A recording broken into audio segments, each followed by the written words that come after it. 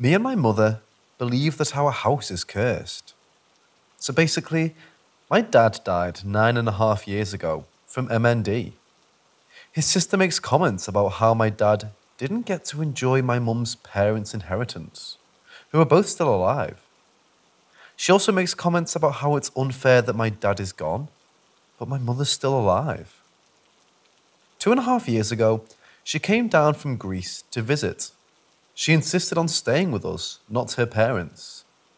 She asked my mum if she could sleep on the couch my dad passed on, and my mum was completely fine with that. She also brought along her sister-in-law, who stayed in my mum and late dad's room. That morning, my mum heard her sister-in-law asking her if my mum saw or heard her either take or put something in the house. My mum asked them what they were talking about, and my auntie told her that they were just discussing something on Facebook. We've looked through all of my dad's stuff, so we don't believe she took something, rather just put something elsewhere. Ever since she left back to Greece, we've had nothing but bad luck. I personally hear and see things from the corner of my eye. I also get an eerie feeling from being in the house. We lose things, then they pop up in places we already checked.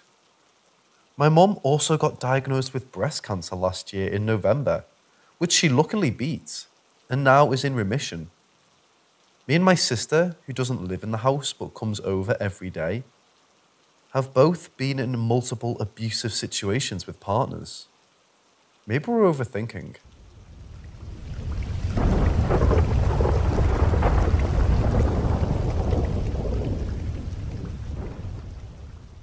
My family moved to this house around 2017. Everything was honestly chill for the time being, up until mid-2019. We have a wooden cabinet in our front room. For details, it has two big glass doors in the centre and one glass door on each side, 4 drawers going down the centre, and 2 small wooden doors at the bottom. The single glass door on the right started opening on its own. Not a lot of suspicion rose yet, considering the cabinet is old, and it was probably just a loose door. We noticed that stuff was starting to feel off. Seeing figures, bathroom door unlocking, flickering lights, all that stuff. In the middle of the conversation, my mom remembered that we had a Ouija board in the bottom drawer of the cabinet. Again, not a lot, but we were still freaked out. My older sister, a while later, brought in an older Ouija board from 1971 that she had gotten from Goodwill. I instantly didn't like the vibes, and she for some reason decided to open it. Bad idea. The energy got a lot worse, especially in my room for some reason. Feeling stuff poke and touch me, hearing things, seeing things, it led me to having really bad paranoia. Even my reflection in the mirror in my room just looks off sometimes. I've woken up to see things run across my room, or to weird music box music playing. One of the small wooden doors even opened once, despite being locked soon after that. Other board was brought in. And when my sister and I decided to look at the one in our cabinet, not even a minute later, there was a loud crash in the kitchen. So keep in mind, don't mess around with Ouija boards. Honestly, at this point, I'm used to everything, but considering I have no one else to tell this. Also, my sister gave the older Ouija board to a friend who also experienced freaky shit and ended up cleansing it, but we unfortunately still have the other one.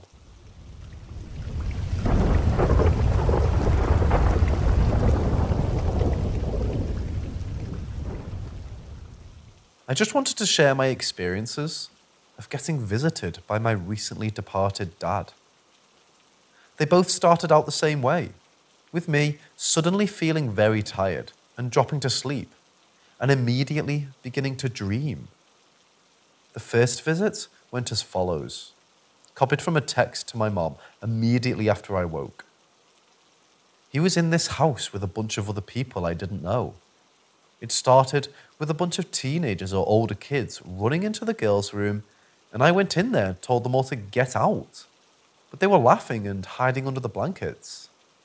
Then I turned to the hall, and it was a long hall with rooms on each side.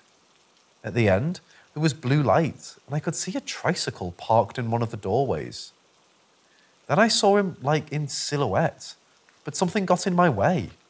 And when I saw it again, it was a fat old man with a mustache who just smiled at me. Then I started looking hard for him again, and he was in this like den area that I walked a couple steps down into. And he was around the corner. And this time, I ran to him and hugged him. I could even smell him mom. He just said, "Tell your mom thank you for picking me up." And then something about talking or not talking to cops. And then he said, "You won't be able to hear me if you're louder than me." When I was crying hard and saying I missed him, I got the feeling it was like a visiting place, you know? Like each room was for someone over there to visit someone here. Then it felt like I was hugging myself and he was gone. And I woke up. The above visits, from falling asleep to waking up again, took place in no more than 20 minutes. The second visit, same thing. Just relaxing in my basement and suddenly felt so tired and dropped off to sleep. This time, I climbed the stairs which end at the kitchen, and he was sitting at my kitchen table by the light switch with his legs stretched out and crossed at the ankles like he always did, smoking a cigarette, lol. Said nothing, just gave me a hug. I really needed one that day.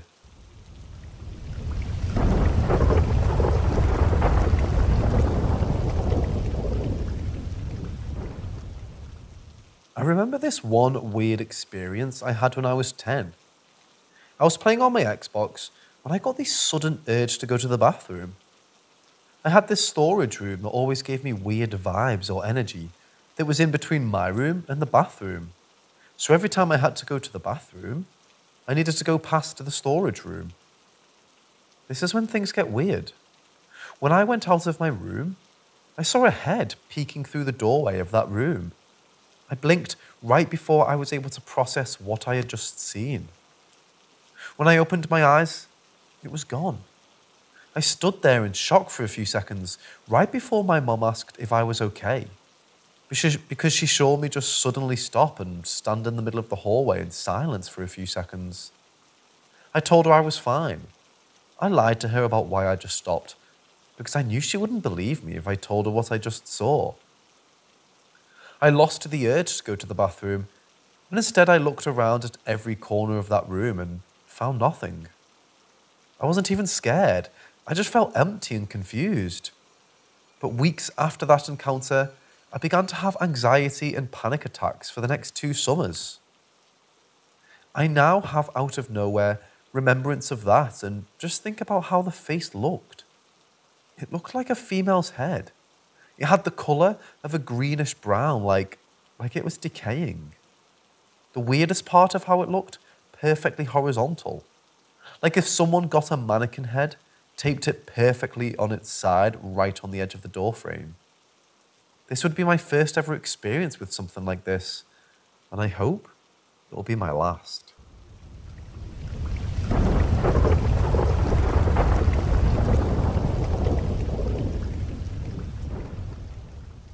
My husband was driving, and I was in the passenger seat. We were chilling out with some music and quiet time, just rolling along. We were on Sandy Boulevard and turned right into Northeast 148th Avenue.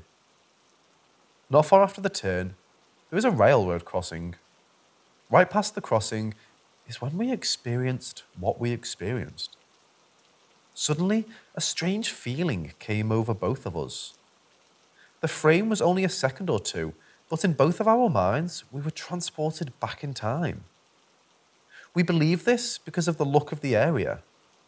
Where there is currently industrial buildings and a paved road, suddenly there was all farmland with tall amber-coloured grass and a narrow gravel road. Along the left side of the road by the ditch, there was an old sedan, possibly early 50s, rounded edges with the trunk open, possibly maroon. As we looked at the vehicle, a man who was crouched behind it stood up. He was stocky, probably in his 40s or 50s, but his face is too obscure to recall. He seemed very ordinary and nondescript, but dangerous. There was an extreme tension to the moment. The man was glaring and very clearly telling us with his expression to turn the other way. There was a feeling that we'd just stumbled upon something very bad, and that we would be next if we didn't turn back. Predator looking at prey. Almost like he had just pulled a body out of the other side and didn't want to be caught. And then it was over. Like a snap of a finger, everything went back to normal. We were back on that same modern paved road, driving along. We both turned to each other and said, "Did you feel that?" We compared stories, and both my husband and I had witnessed the exact same thing. So eerie and inexplainable. The thing is, it was too short of an experience to really gather all the information. It was almost like an imprint on our consciousness, rather than the world physically changing around us. It was similar to watching a movie, but someone spliced in a few frames from decades back of the same location. I've tried to mention the experience to a few trusted people, but the whole thing isn't as sexy as a horror film ghost story, and I don't have enough information to make it that interesting. However, I have racked my brain ever since for what this could be.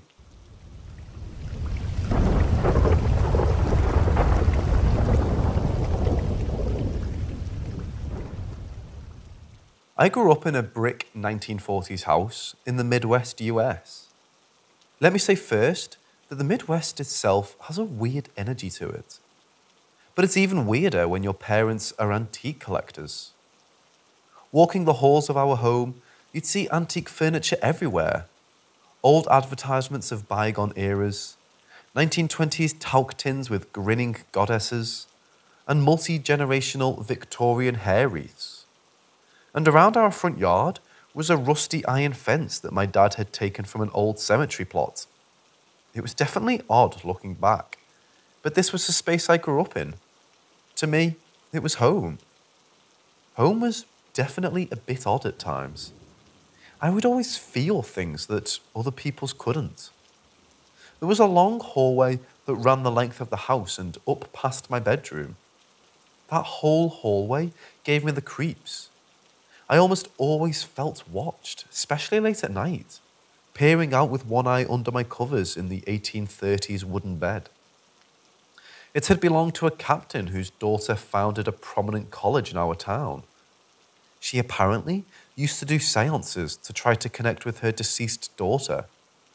I didn't know any of this until years later. The creepiest experience I had in my room was when I was about 9 years old. On this particular night, I woke up unexpectedly. It was about 1 a.m. according to my clock. Nothing felt strange, but I looked up, and there was a girl in the middle of my bedroom.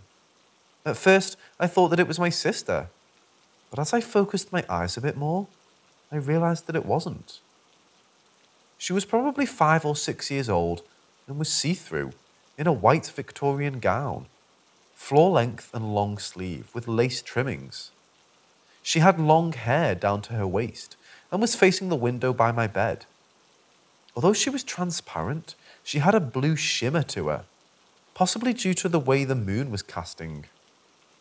She walked over to the 1940s doll crib that I had next to my bed and started touching my Beanie Babies inside of it. I didn't feel scared and asked her, "Do you like my toys?" That was when she looked at me quickly, startled, as if she hadn't seen me there before. And then she quickly ran out of my room, disappearing right before the door. Just like that, she was gone. For years, my parents joked about the little dead girl in my room. They either didn't want to believe me or thought I must have been dreaming. But I know what I experienced. You always think that when something like that happens, you'll be scared. But the whole event was rather peaceful and calm.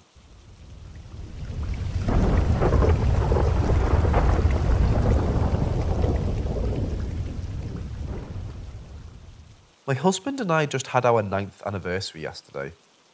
Everyone who knows us knows that we met in a thrift store in the Midwest. But not a lot of people know about the other stories from that place.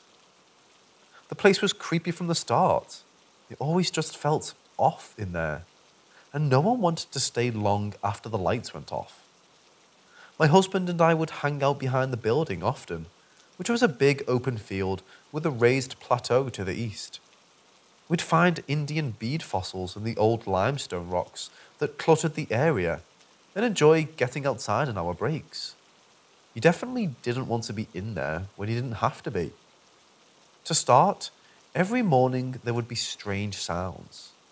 This included banging on the side door, hangers shifting on the racks, bags rustling, and the creaking of old shopping carts. Our manager, a devout apostolic Christian woman, would get there before everyone else. Surprising to us due to her religious beliefs, she admitted to experiencing the same things that we had, although for her, it was worse due to getting there before everyone else. They are out there, she said. That's why I always stay in back until the other employees get here. So many times, I've heard someone knocking at that door, and there's never anyone there when I open it. Another weird aspect was the strange clanking sound that would happen every night. It sounded like it was up on the roof or in the rafters. After the lights went out and our employees headed to the back, it would start. At one point, I invited my medium friend over to cleanse the property. The clanking noise went away for a few weeks and then slowly returned, getting louder and louder. Some other strange experiences were a strange cigar smell that came and went, a sound of a woman humming when no one was around, and a music box that went off fully wound once, right after the lights were turned off. Once, on my day off, I had my strangest encounter. I was walking down an aisle and saw a regular customer at the other end. I was in an Alice in Wonderland dress because that was part of my aesthetic at that age. Fittingly, mid-conversation with this regular, a teacup flew off the shelf and landed a couple feet in front of my Mary Jane shoes. I estimate that it travelled 3 feet to the right and 3 feet back towards me. It was definitely not a situation of just falling off of the shelf. The regular just stared with his eyes wide while I went to get a broom. Nothing strange surprised me at that store. The weirdest encounter of all belongs to my husband. Right after he turned the lights out and was heading to the back, he noticed an elderly man standing behind the center clothing rack. These racks were about 5 foot tall, so we could only see his bald head and his glasses peering over. He got a bit angry at this point, telling the man that they were closed and he needed to leave. As he came around the rack, though, no one was there. The man had vanished, because he was never really there at all. Throughout the year I worked there were too many strange experiences to write them all. There was definitely something going on at that location, some sort of energy, either attached to the land or the items themselves. I visit whenever I go back to my hometown, but it's officially closed this year due to strain from the COVID pandemic. I do wonder what will go in its place though, and if the new employees will experience the same things.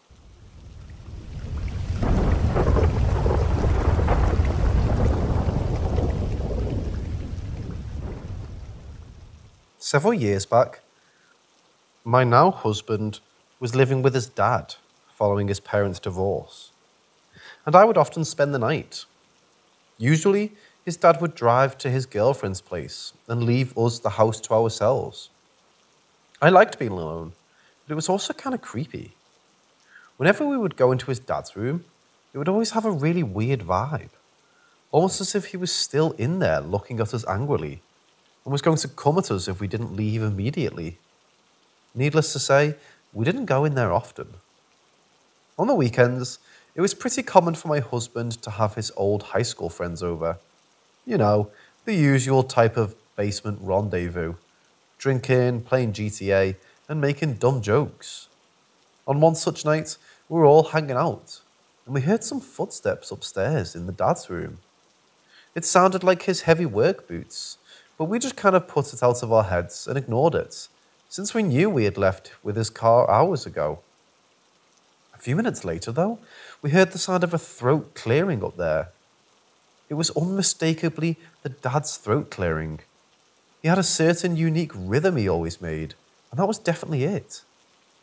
My husband and I both looked at each other, and one of his friends did too. Chills up our spine. "Is your dad home?" he said. "No, he's not." We all just kind of looked around, not sure what to say or think. My husband and I sneaked up there to make sure he hadn't come home, and nope, no one was there. The whole thing is really creepy, and it almost felt like his energy was so strong in that room that it eventually manifested as something. I'm curious if anyone else has had something similar happen. Please, let me know.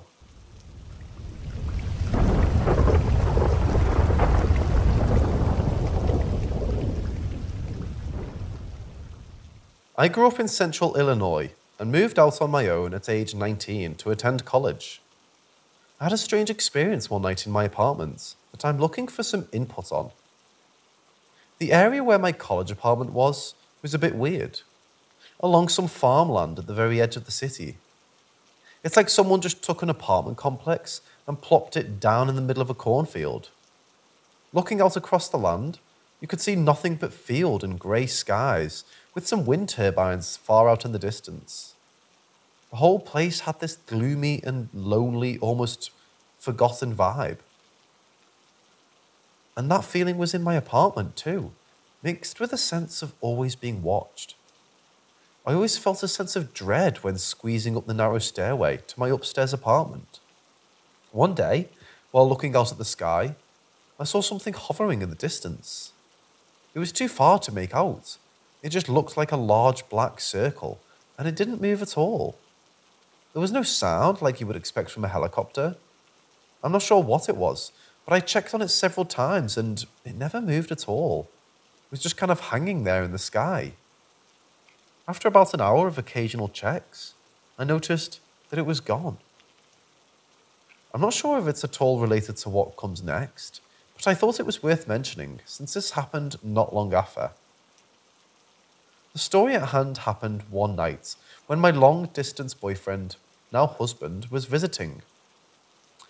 He knew how much I hated being so far from everyone and living in this gloomy place. So we'd spend the night a couple nights a week between my classes, internship, and waitressing job.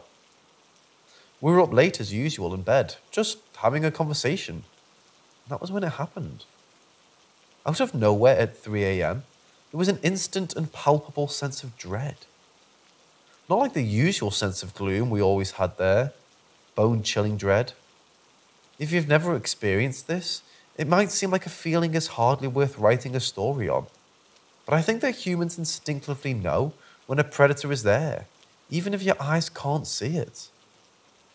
We were mid-conversation, and suddenly everything in the air shifted.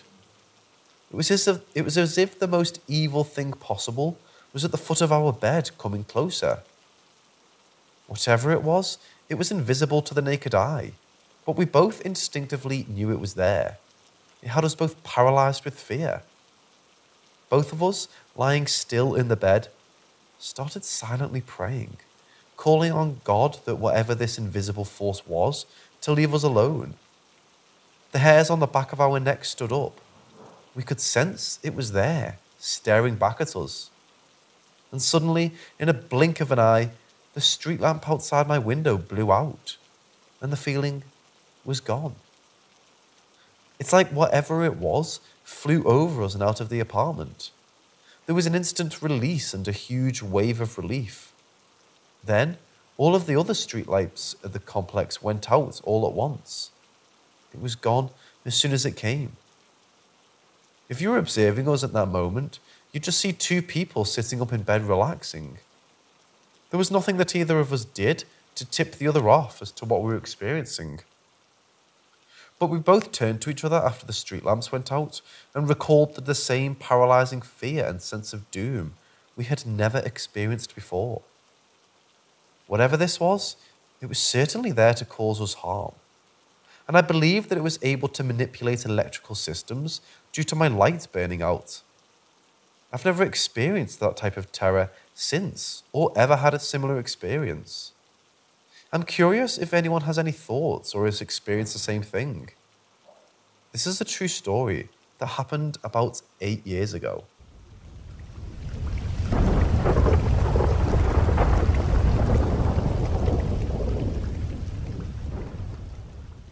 There's a strip of highway near my hometown where too many accidents have happened. It isn't curvy, it isn't bumpy. It's a straight strip of highway that for some reason or another has seen multiple crashes.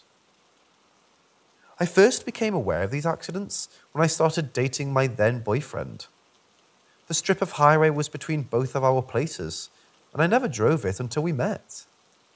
One night, I was headed to his place when I saw it. I'm calling it an apparition, although I have no idea what it was. It was a white, transparent essence that appeared to dive in front of my car. I know it could have been a mist, but it was fast and looked like a ghost. It startled me, and I swerved the car, nearly crashing into the guardrail. I corrected last minute and straightened out, feeling grateful to be okay and making note of where it happened so I could tell my boyfriend about it.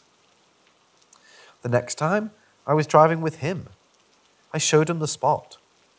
He looked shocked and told me that 2 kids from school had gone over that guardrail. One didn't survive. Now, at the time, I had no idea about this. I had heard him mention the accident before, but I didn't go to his school, so I didn't know any of the details of where it had happened.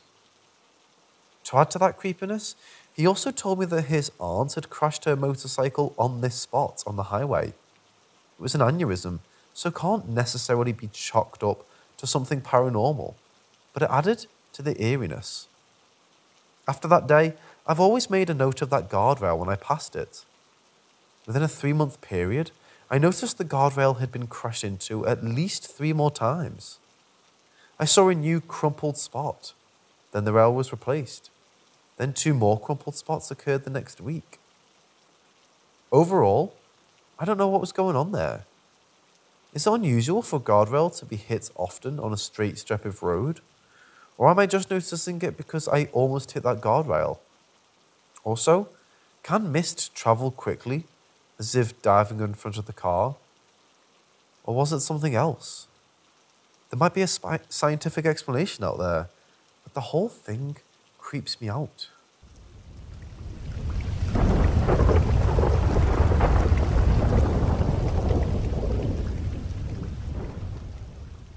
This one night, I had 4 different dreams about the same person. A boy who was probably a couple years older, but somehow felt very familiar. In these dreams, we became closer, and then he died. After that, I remember walking by this framed spiritual object with different animals on it, and each time I touched one, I got this instinctive feeling that he was being reincarnated as that animal. Now, at this time, I should have had no knowledge of reincarnation. My family wasn't religious, and I don't remember the theory ever being mentioned until I was much older. Yet somehow, in his dream, I knew that was happening. Between these dreams, I would wake up and go back to sleep, only to have the story pick up where it left off each time. It was very unlike any dream pattern I've ever had in this way. Usually if I wake up, the dream and the plot is over. But this time, that wasn't the case. The strangest part, however, is what happened in real life the next day. The next morning, as I walked into school, he was holding the door for me. At that age, it didn't occur to me how weird any of this was. I just thought, oh, that's nice. It's the guy from my dream. It wouldn't be until much later that I started to wonder about this whole thing. And by that time, I couldn't remember what he looked like or a name or anything. I'm curious what your opinions are on this. Has anyone experienced something similar? Also, what could this be? Is it a weird coincidence? Or does it have greater meaning? Is it possibly some sort of guardian angel type thing? Or past life thing? Or just a face I'd seen but never assigned meaning to until it was in my dreams? Who knows? My husband recently had something similar happen, only it was just one dream. In it, he was friends with this girl, and when he ordered his breakfast at the drive-thru the next day, the girl from his dreams was working the window. He thought it was really strange.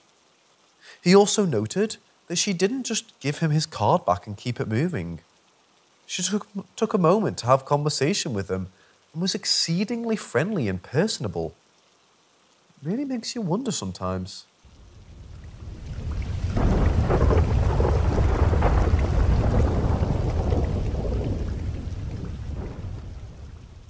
For several years, I worked for a woman who sold vintage and second-hand purses.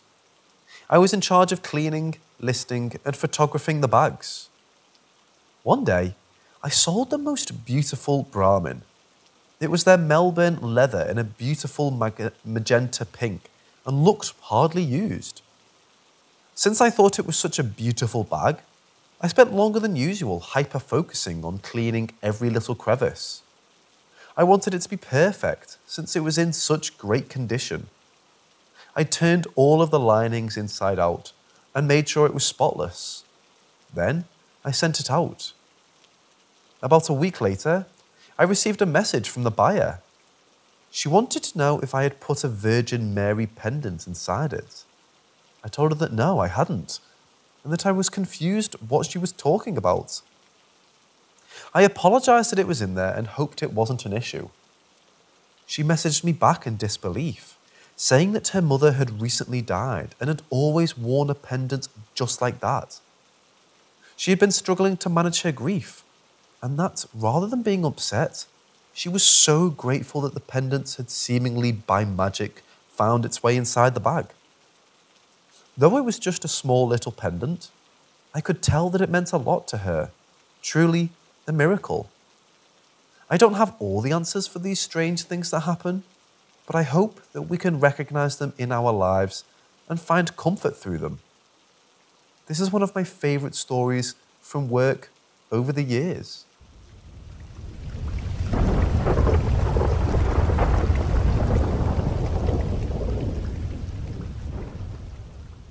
A few years ago, my husband and I were looking to buy our first home.